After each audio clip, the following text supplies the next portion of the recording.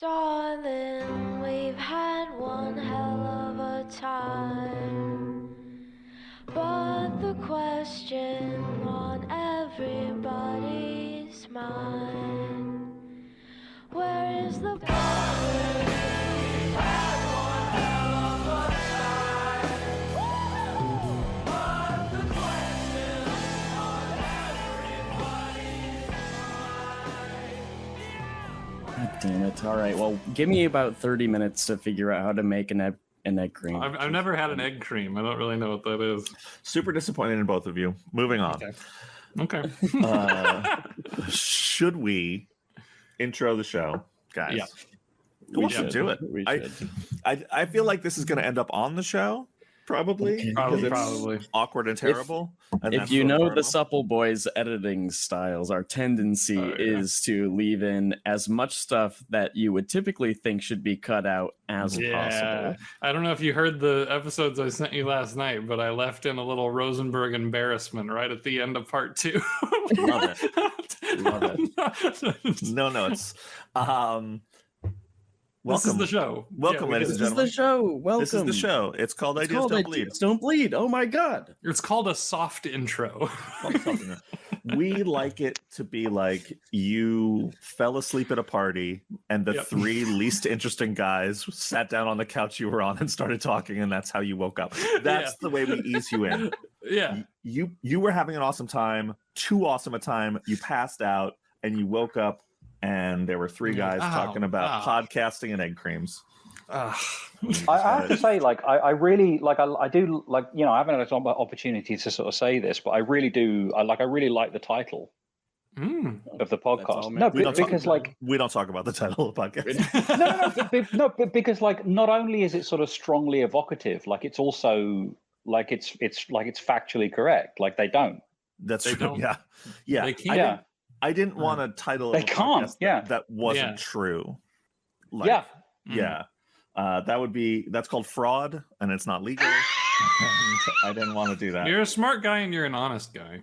That's almost half of those are true. This is Ideas Don't Bleed, a podcast. I will say I'm in the middle of a big signing tour. Signing a comic book called Wildcats, going out with my buddy Matt Pizzolo, who is writing a book called Rogue State, which is just launched, and we're going to 17 comic shops in 15 days or something, and it's a big thing. And yesterday, on the way out to a comic shop, to Fourth World Comics in beautiful Long Island, New York, I was listening to a podcast, and I was like, wow, they're so much better at this than us. It was pretty impressive. So what that was the podcast? I was listening to Conan O'Brien Needs a Friend. It's Conan O'Brien. Okay. He's made a living off of talking to people for the celebrity podcast 30, 40 years. I liked it. I want to say I would like to have Conan O'Brien on our podcast so that we can ask for some tips. And then like maybe I should go on his. I'm sure Jerry Duggan knows him. I'm sure Jerry knows him. I'm sure Jerry was at his baptism or something. So this is just me formally putting it out there from one podcaster to another. Like Conan, we should swap. We should swap, and you can give the Supple Boiz tips on how to make me seem more professional, because you seem very professional there. I don't know what that is. Yeah, it's probably in the editing. They probably start a lot of podcasts off like you woke up at a party and boring people, but they cut it. And that's the kind of stuff we need a professional to tell us. We are joined here. You know what we do that's the same as what he does, though, is we have wonderful guests every episode. Nice. Of the same caliber, I think. You did a segue there. I wasn't going to segue. I was just going to go straight into it. Okay. But no, I mean, this is why it's your show, Ethan. I'm trying to make you happier with the show.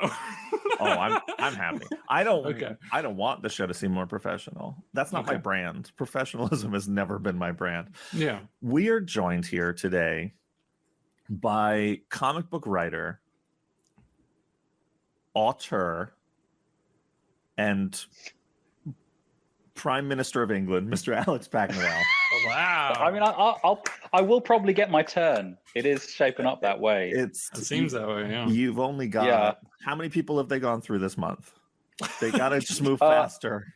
We have had 3 this year. which is that's great. And how many how many elections was that?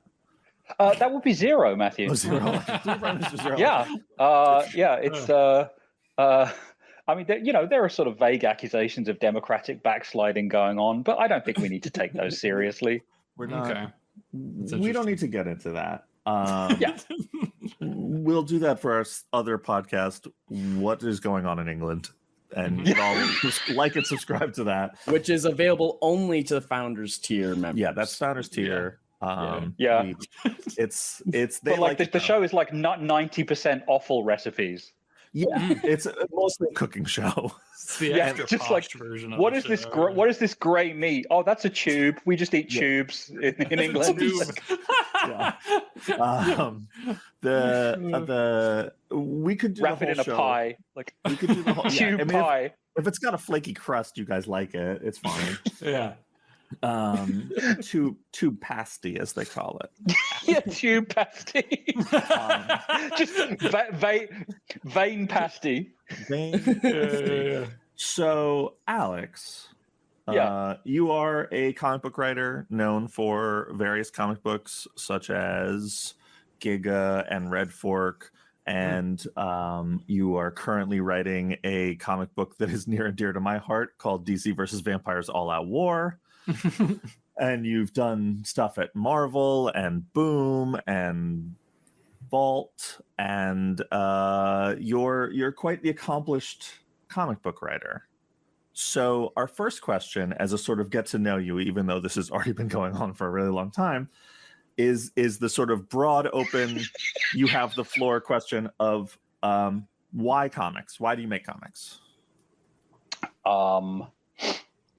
I mean, the sappy version, I suppose, is they've kind of always been there, and it was certainly I don't want to get too sort of dark with it, but I think it was one of the first real sort of bonding experiences I kind of guess I had with my dad, as a kid, because he was a comic guy? Yeah, man. Like from sort of like 69 to about 81. I mean, I kind of killed his comic collecting, right? But he effectively kind of taught me to read with like Marvel Treasury editions, right? And like you remember those little pocketbook sized ones that the digest that had like the Kirby Lee stuff. Like that I would literally like sit on my father's knee, like they're my earliest memories. And I mean, I don't want to sort of give anyone the illusion that like my childhood was like too Dickensian, but like it was pretty kind of, it was pretty bleak for a little while. You were a chimney sweep. I can. I was a chimney sweep. Yeah. You had the little hat. There was dirt on your face all the time. I had dead raccoons instead of shoes. You guys have raccoons? You don't have raccoons in England, do you?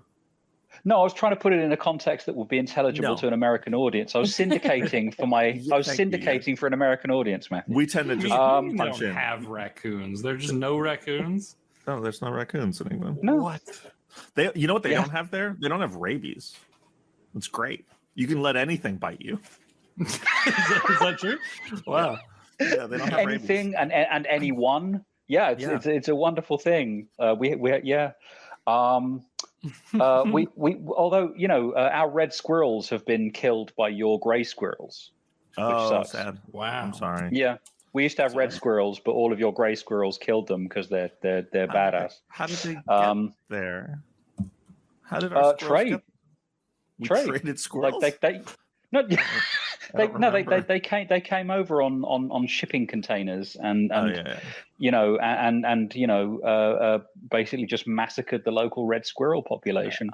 I understand how this happens on an environmental level, like historically. But for some reason, when you started talking about it, I thought this was a recent occurrence, and so I was very confused. Not that you couldn't get on a shipping container now, but I thought this was like recent, and so I was very. Anyway, we can move on from that.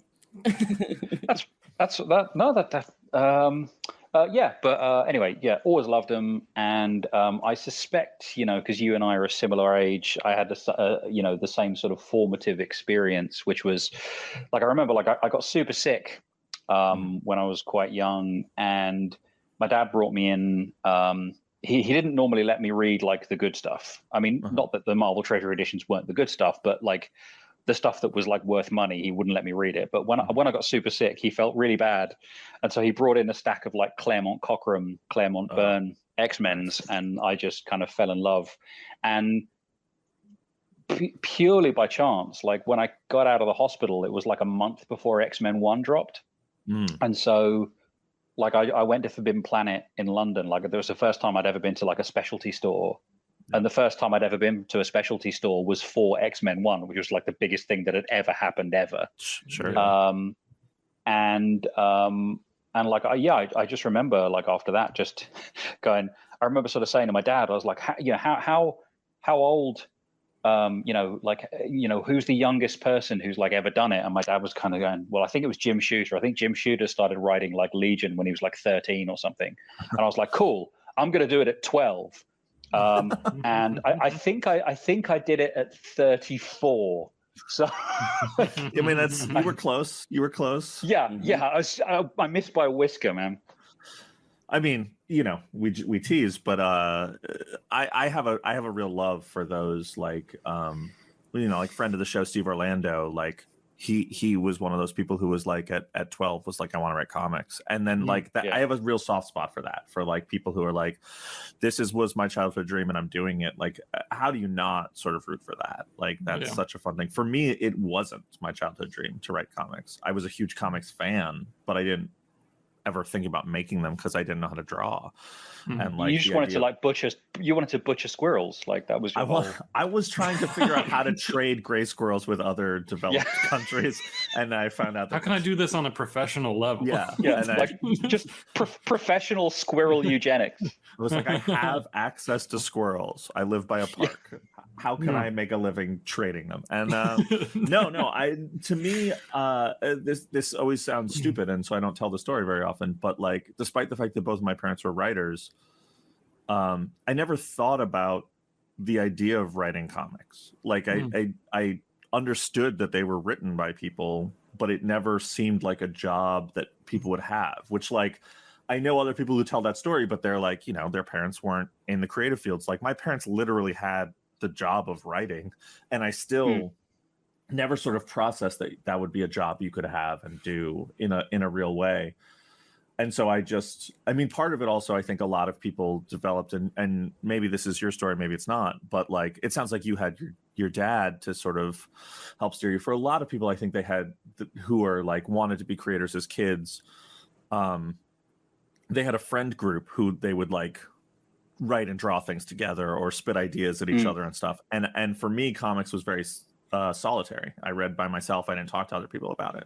And so I didn't have like, if I daydreamed about stories, I didn't have anyone to tell them to. So it never really, it lived and died in my head entirely. Did you have like a circle of friends who were into comics too, or not so much? I don't recall having friends. I mean, no, I mean, to be honest, it was like, I have a really kind of vague recollection of kind of, starting at kind of what would for you be middle school, I guess, and doing a kind of show and tell, and just kind of bringing in like a load of like Jim Lee art that I kind of cut out, and this was like, I think it was like just before like the X-Men the animated series had started or something, and just put like desperately trying to communicate like, are we okay with cursing on the show? Like, I'm okay with it. Ethan hates it, but Griffin loves it. So makes me uncomfortable. Okay. But by all means. No, yeah. Okay. Fucking whatever the fuck you want. All right. But just trying to communicate, to like 30 kids, just how like fucking cool this is, and just like a wall of blank faces, and then like 5 years of kind of ritual humiliation and loneliness. Sure, yeah. I mean, I had a there's that amazing Havoc and Wolverine OGN meltdown, Havoc and Wolverine meltdown. Oh God, yeah. Is that Ken Williams? Ken Williams, yeah. And I had a T-shirt of it that I wore. So cool. I wanted to wear it every day, and my mom was like, you have to wash it. And I was like, no, I could just wear it. And so she had to buy me another one so that I could have like more than one. And I wore them to school every day. And I went to an all boys Catholic school, and they definitely super loved little nerdy kids in X-Men shirts. It was super, like, the older kids thought that was so cool. They definitely didn't push you downstairs for wearing that. Like, wow. Definitely nobody ever just like would walk by me wearing that shirt and flip my lunch tray into the Jesus fucking Christ. Yeah, it was, but I wore this. I was like, I don't care. Like, this shirt is like the coolest shirt that's ever existed. And you know what? I was right. Like, all those kids who were shitty to me. Yeah. Like, no, that's the fucking cool shirt. It looks great. Kent Williams art. Havoc's all glowy. I feel like Ethan and I had like a really peculiar sort of situation in middle school and high school. Like, when we were that age, it was weird because the movies were just like, were really exploding. Like, Avengers came out when I started high school, and that was like really what sort of take. Yeah. Oh yeah, man. Yeah, we're young. Oh, we're young. no. Yeah. Oh, that's not right. So they're talking about the last Alex. Avengers movie. They're talking about Endgame. Endgame. And so people were getting into it, and the characters and the worlds and the stories were all becoming so much more popular, and people were wearing the t-shirts. However, there was a comic book club that a teacher put together at my middle school, which was super cool. And I was a part of that. And like, as a group, we would all go to the shops like one weekend out of the month. And even though everyone was wearing the fucking t-shirts and everyone was like, I love Marvel, Yeah. nobody was in the fucking comic book club. And yeah, I never had a club. There was never a club. Like, nobody ever knew they existed. Like people would like the movies, but I was like, you guys know there are also comic books. And yeah, so we what were are you talking about. We were never met with that like hostility, I think, because we were already. It just was lonely. It's a lonely it was thing, still one of those things where it's like, you want to read, you want to talk about comics, guys, and then they're like, no, and I'm like, all right, well, I guess I got to start a podcast with the kid on the other side of the country. Yeah, well, it's beautiful. That's a beautiful story, guys. I'm sorry you guys are so lonely. Sorry you had to have your lunch flipped in your face, and we were just sort of looked at weird because people were like, comic books? But we should all just do a big hug. Yeah, I think but so. it's also why I'm much meaner than you guys. You guys are like super nice. You're and pretty mean. Yeah. And so like you're soft. It toughened me up for the world. Yeah. Let's getting back to sort of I have a sort of follow-up to the thing about comics, which is something that I've really always we've been friends for a long time, but I've never really talked to you about this in a real way. And maybe that's because you don't want to talk about it, but let's find out on air. Your mom's a writer of your mom is a writer of some renown. She's a very successful novelist. Oh wow. Yeah. And I sort of wonder what that relationship is like with you know, like her relationship to comics, your relationship to her writing. Like where are the lines there? Like what, you know, does she read your stuff? Does she care? Does she not care? Okay.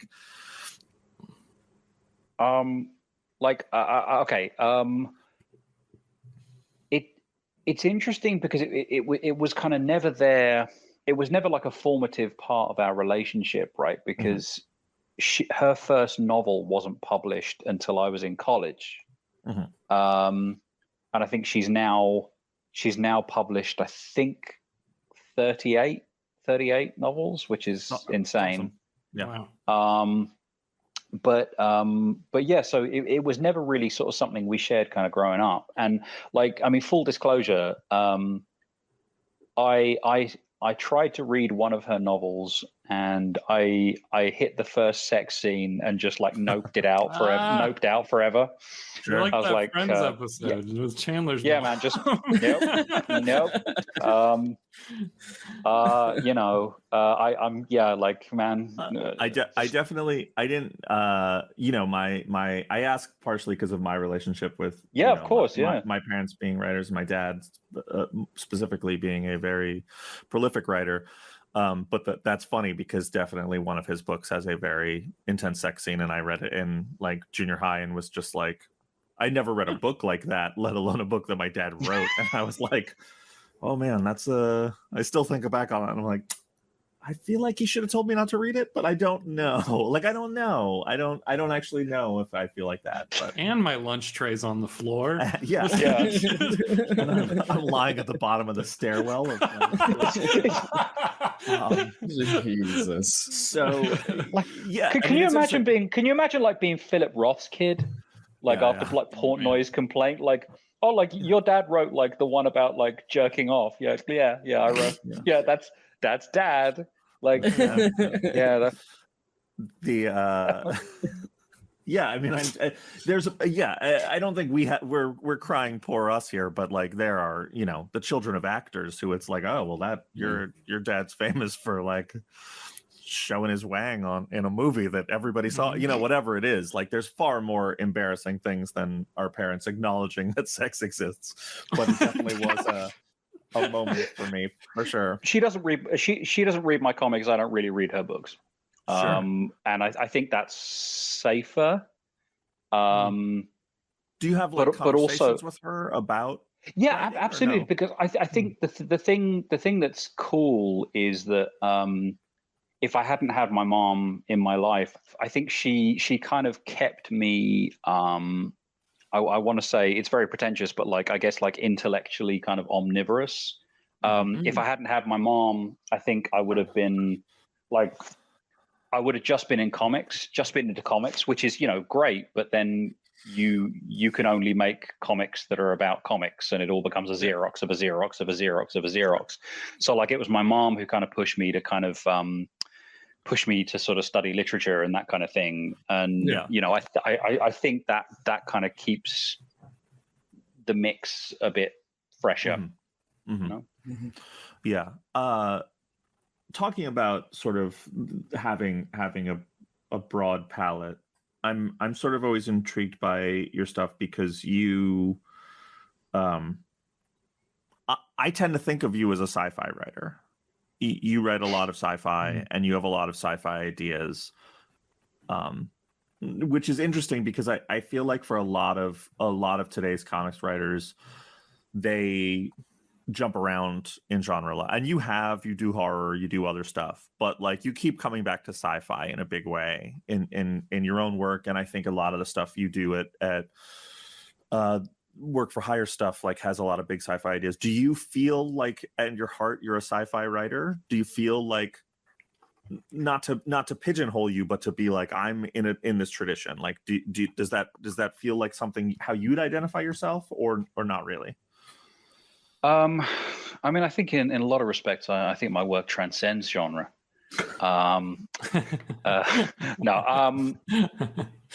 What's the opposite? My work, what's the opposite of transcends? It like subscends genre. Like it doesn't rise to be like, it's not really about anything. It doesn't have a genre. That's where I want to be. Like honestly, I mean, it's weird, right? Because I'm very comfortable in science fiction, but I also the kind of science fiction that I kind of personally enjoy, which is what, like I did like a whole PhD on J.G. Ballard, right? So, but which is less about kind of technology and more about like extreme metaphors for sort of societal decay and all that kind of stuff. And so there's definitely kind of a big sort of horror presence, and I do keep coming back to this, right? Like I have no idea why. I didn't approach it necessarily any differently, but like for some reason, you know, Red Fork is for whatever reason it really caught. In a way that, I mean, you know, my other stuff, you know, it has its fans, but like Red Fork, for some reason, like a lot of people seem to like it. And of all the kind of Marvel work that I've done, the most popular thing was I did an Immortal Hulk one shot that was sort of set like in the Upper Paleolithic, which was like horror through and through. And, you know, that again, like a lot of, you know, if people know me, they tend to sort of know me for that stuff. So I'm very comfortable in science fiction, and I like to sort of think it's because it allows you to kind of isolate something, right? Like it allows you to sort of isolate a contemporary tendency and sort of dial it up to 11 and really sort of look at it. So I guess like science fiction is like a means to an end, you know? But really where I seem to end up more than anywhere, where I seem to end up more often than not is kind of horror, and particularly kind of survival horror, weirdly. I don't know why. But... I mean, have you ever talked to you? You're a ray of sunshine. You worry. You're a worrier, Alex. I don't know if you know that. Yeah. So yeah. I relate to that. No, I mean I relate to it too. I think it's part of why we're friends. But yeah, I mean I think it's interesting that you talked about the sort of the Ballard interest and the connection to sort of the bigger ideas, because I have a weird relationship with science fiction because I love science fiction. I obviously like what I do, and how could you not? And I have a strong love for science fiction, but I always say, like, the shorthand that I always use is like, I'm 100% a Star Wars kid, not a Star Trek kid. And like people could be like, Star Wars is fantasy or what, you know, and whatever. And like you can have that semantic debate, but like the science of the science fiction is always the backseat for me. And the thing that I love about your work is that, you know, there are writers who do science fiction where it's all high concept, where they're just selling you, asking you big questions and offering you big ideas. And I'm so impressed with that. And it's so not how my brain works. But the stuff that I gravitate towards is the stuff that then has the humanity in it still, and can say like, here are the big questions, here are the big asks, but this is how it relates to you. This is why we're telling the story. It's not just a thought experiment. It's an experiment in humanity and understanding who we are as people. And I feel like your stuff always has such a strong grasp of that, of like bringing the big ideas out there, but then making sure that like there's a connective tissue for me and my life to it. And I don't know, I'm fascinated by you saying that, like, yeah, you have this sort of other understanding of science fiction, because like it makes sense to me completely in your work that there's just this very human thread to what you do, but also it feels funny to me because I love the humanity of a story, and I love the character element, and I love finding the way to relate to a story. And it's one of the reasons I don't write a lot of science fiction, is because I don't feel the need to get into there. And so your ability to do both is something that really intimidates and inspires me in your work. And like, I love just sort of hearing you talk about the understanding of science fiction is really fun for me. I mean, I appreciate it. I really do. I mean, it's funny because, you know, it's important to be reflective, and it's important to be kind of self-critical, I think. And you know, one of the areas where I think I can fall in love with concepts to the point where they become quite plotty. Sure. And it's certainly happened before that I've kind of lost control. And it's taken me a long time, and sort of, you know, associating with, you know, better people to kind of really stay in the driver's seat for as long as I possibly can, rather than sort of being thrown around. But I mean, I guess I always feel like in a weird way, I'm always like, really, if you pare it down to brass tacks, I'm always trying to kind of very clumsily recreate The Fly. Which is like my favorite movie, my favorite piece of art, which iteration is your favorite movie?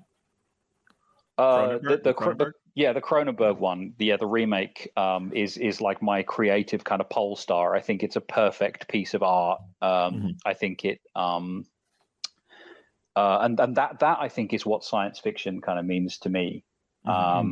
And I suppose that's where the kind of horror crossover comes in. But like, I've never been I've never been kind of dismantled by a piece of cinema or a piece of literature sort of in that manner before or since. Like I couldn't really move afterwards. I was like absolutely kind of but this utterly kind of novel sensation of not just being kind of paralyzed with like revulsion, which of course is kind of perfectly natural because, you know, it's this kind of process of like grinding abjection of a human being. You're just seeing the total physical collapse of a human being kind of happening in front of you. Yeah. And the sort of science fiction is a sort of releasing mechanism for that. But just that kind of the empathy, you know what I mean? Just this, you know, if nothing else, just kind of, okay, like, you know, how do I make other people feel that bad? Let's devote my entire kind of creative life to making other people feel that bad. That's a beautifully succinct way of saying it, but I you know, and I think it's funny because obviously you're being flippant in a way, but like, no, I get that impulse completely to just be like, you want people to feel things on a level that is so deep and powerful and evocative, and that's a thing that we all chase, I think, in a way, and it's a hard and brutal and sometimes dangerous thing to chase, but it is also like such an important thing to chase. I think to just create empathy where there was none is such an important thing in art and work, like especially now, right? Yeah. See what we're doing is really, really, really important. Really important. It's really important. It's I would say the most important thing. I mean, you know, it's funny because I typed up some notes about this to talk to you, but I did actually one of my closing questions, and now we're just going to end the podcast at some point where I'm just going to be like, okay, that's it. It's going to be really abrupt because I'm giving you a closing question now. But like one of my closing questions was like, do you feel like in these times that are like, you know, people are like, this is the bleakest time in history. That's obviously not true. Like, it's not the bleakest time in history. We have, you know, much bleaker things to look back on, but things are definitely and to look forward to. And to look forward to, yeah. It's not the bleakest time in history. It's just the bleakest time in history so far. But no, you know, but I think things are very intense, and you know, obviously I don't need to list all the things that are bad in the world, but like, do you feel like in the last few years your role in what you wanted to do and with this job has changed? Do you feel like an importance for it? Do you feel like what you want to say? I ask because it's very much like, it doesn't come up in comics a lot, but it's a very funny thing that when I talk to TV and film people, that they try and read the landscape in a way that is very funny to me, where they're like, oh, it's, you know, really dark out there, it's time for blue sky stories. Oh, wait, no, it's election year, it's time for political, you know, like they very much try and be like, this is what the people need to see right now. And it's a very conscientious choice that I think actually people like us make on a subconscious level. Like, do you feel like what you've wanted to do has changed basically in the last few really dark years? I would say, yeah. And look, I mean, you know, I've known you for a long time. You know, I'm not telling you anything you don't know, and I'll be kind of perfectly candid. I mean, I think if anything, the pendulum's kind of gone the other way. I think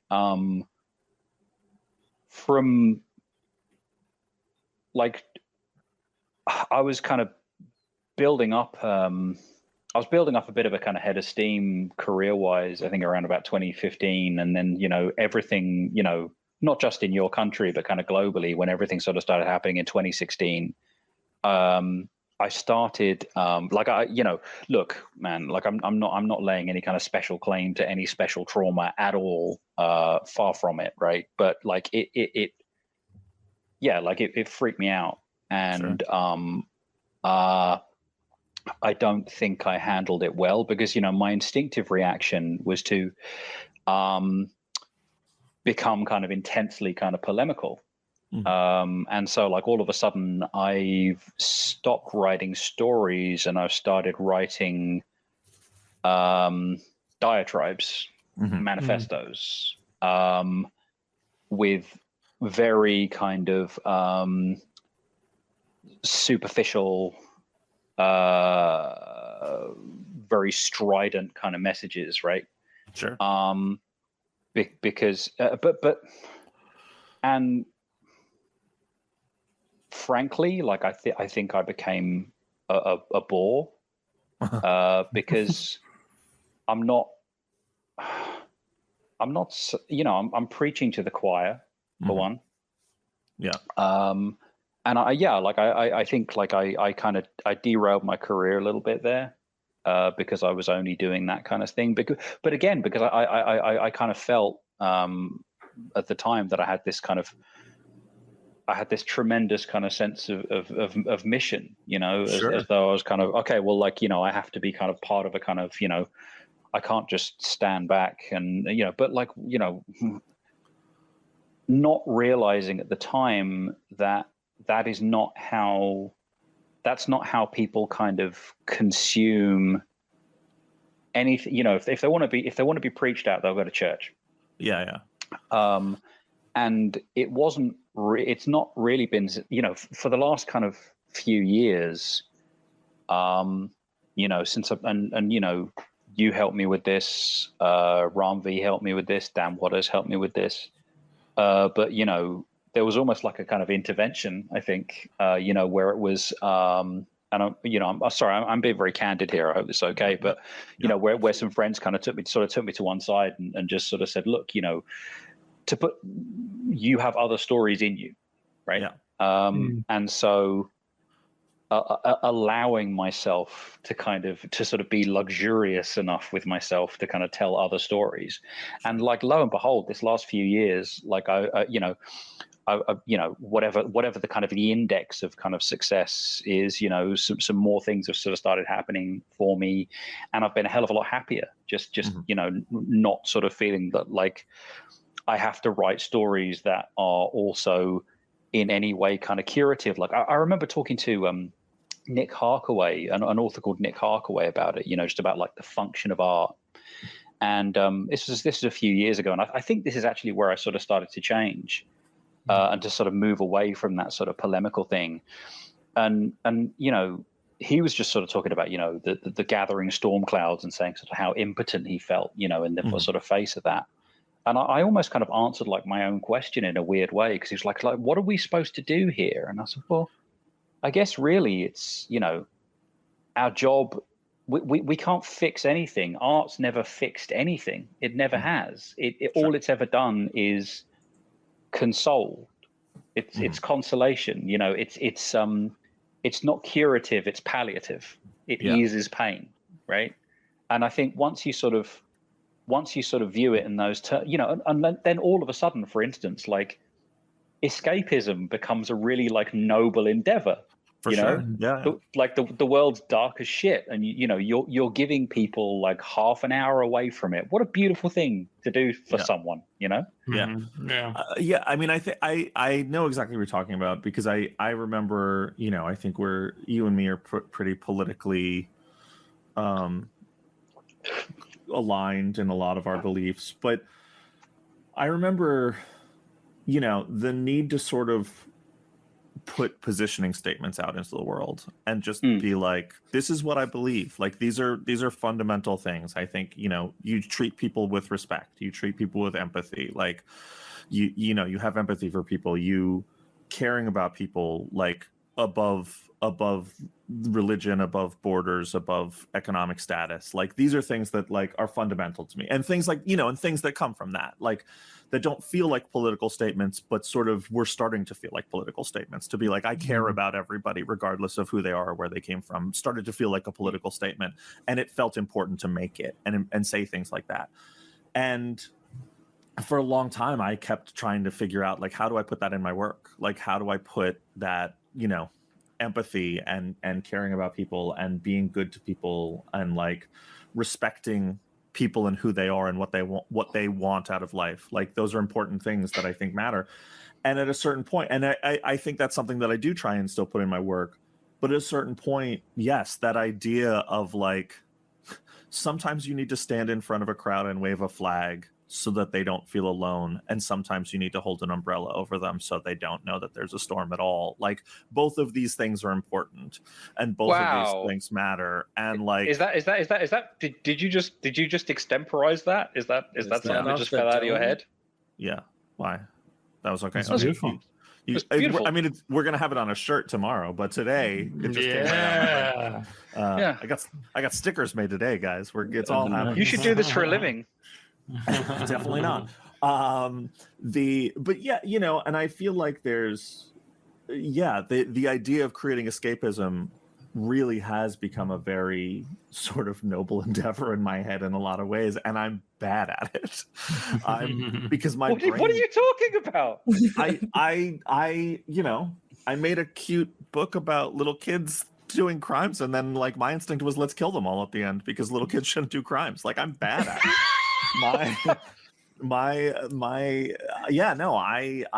The dark part of my brain that is like happy endings are just stories that stop before the end, like that part of my brain always kicks in, so I always sort of bring the other shoe down, and I try and stop myself on it, and I try and do more of the happy ending stuff. But like you know, I think what you were saying makes a lot of sense of like there's a real nobility to the escapism. I've never watched like Ted Lasso, for example. I know that people love that show. I've never watched it, but like watching how people react to that is like a very powerful thing of just being like, it feels good. Everyone's nice. Like it's nice to watch a show where everyone's nice. And like my brain wants to watch Andor where everyone is like in danger and scheming and gonna die and it's horrible and sad because that is what my brain goes to. But like I do see the beauty of a Ted Lasso. Oh yeah, but I mean, like respectfully, I wonder if we're kind of talking about different things. Because I mean, I would definitely put Andor in the escapism column. Definitely. That's interesting. I don't think we are talking about escape. I mean, did you watch the one this week? We're not going to go into spoilers, but yeah, like it's this like will be out in like a month. Yeah, it's dude. No, like it's Star Wars made by the Gilroys. I mean, it was always going to be incredible. Yeah, like I want more Star Wars by the people who made Michael Clayton. Like, yeah, of course, there are definitely escapism moments in it, but I think there are definitely moments that are bleak as hell. And like, yeah, but the genre envelope. The genre envelope allows them to go further. I mean, in a weird way, like I feel like it's almost like you know, like, you know, so much kind of Soviet science fiction is like absolutely incredible. And the reason that so much Soviet science fiction is incredible is because the writers, you know, the writers who were making it were kind of, you know, they wanted to be Dostoevsky, they wanted to be Turgenev, you know, they wanted to be literary. But the only way they could get around the censors was by working in science fiction. Sure. It was expediency, right? But I feel like, you know, it's still, that shorthand is still applicable kind of everywhere else, right? Like you use science fiction, you use horror, and you're basically kind of sugaring a pill. Mm-hmm. Yeah, of course. Yeah. You know, like, you know, yeah, like I mean, Andor. I mean, the sort of the grinding, numbing bureaucracy of like incipient fascism is like all over it, but like there's definitely hope at the core of Andor. It's definitely about but it's the hope you find when there's a boot on your neck. It's the idea that looking over and seeing a boot on someone else's neck means that you're not alone. Like that's definitely a different kind of hope than. But I remember like walking out of Rogue One, which is, and it's obviously you know, same people. But I remember just walking out of Rogue One, and I can't describe it any other way, right? Like I was a mess coming out of Rogue One. Like I was absolutely destroyed.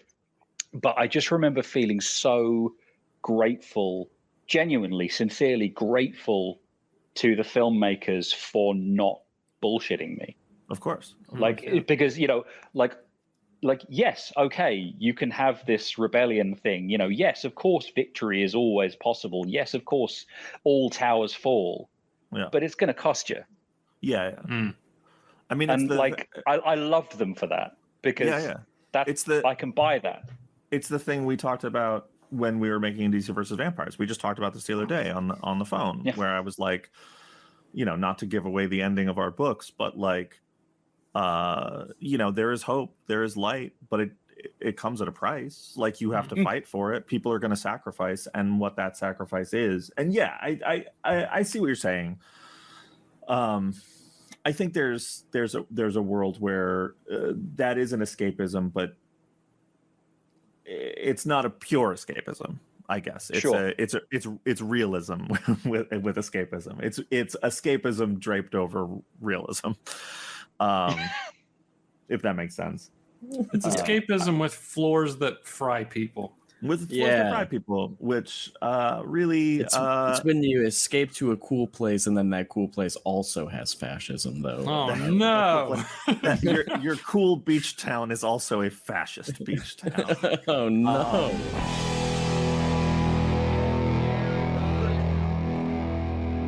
And that brings us to the end of part 1 of our discussion with ALEX PAKNADEL.